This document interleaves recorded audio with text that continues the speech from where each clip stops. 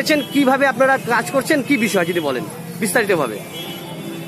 আমরা পিপিই পরে আমাদের বেশ কিছু স্টাফ থাকবেন, ল্যাব টেকনিশিয়ানরা থাকবেন, আমরা থাকবো, ডাক্তাররা থাকবো। আমরা এই জায়গাটা এখান থেকে কদমতলা মোড় বা এই জায়গাগুলো সমস্ত যাব, গিয়ে লোকজনকে দেখবো, সবকে সচেতন করবো পিপিই মানে মাস্ক পরার ব্যাপারে। আর লোকে যেন সচেতন হয়, মাস্ক পরে তারপর বেরোয়। আর ভিড়টা যত অ্যাভয়েড করা যায়। যদি মাস্ক না পড়ে তাহলে আমরা তাদের কয়েকজনকে স্যাম্পল টেস্ট করে দেখবো যে কী দাঁড়িয়ে আছে।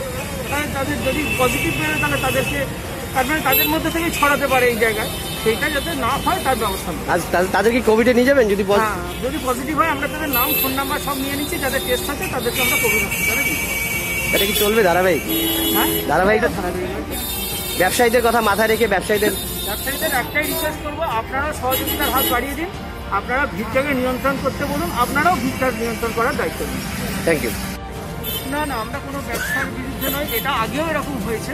আগেও দিনবাজারে আমি শুনেছি, দিনবাজারে এরকম আগেও এরকম হয়েছে যে স্যাম্পল টেস্ট করার চেষ্টা করা হয়েছে।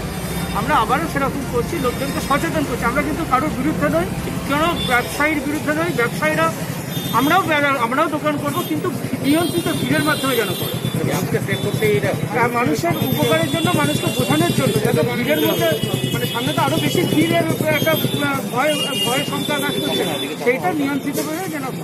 আপনার নামটা? আমার নাম doctor Mridul Ghosh, deputy CMS Jalpaiguri. Thank you sir. আজকের এই উদ্যোগটা কি উদ্যোগ নিয়েছে, কি বিষয়? এটা হলো মানুষ যাতে অযথা এক জায়গায় গ্যাদারিং না হয়, তাহলে পুজোর পরে আমরা পরিমাণে পজিটিভ কেস পাবো।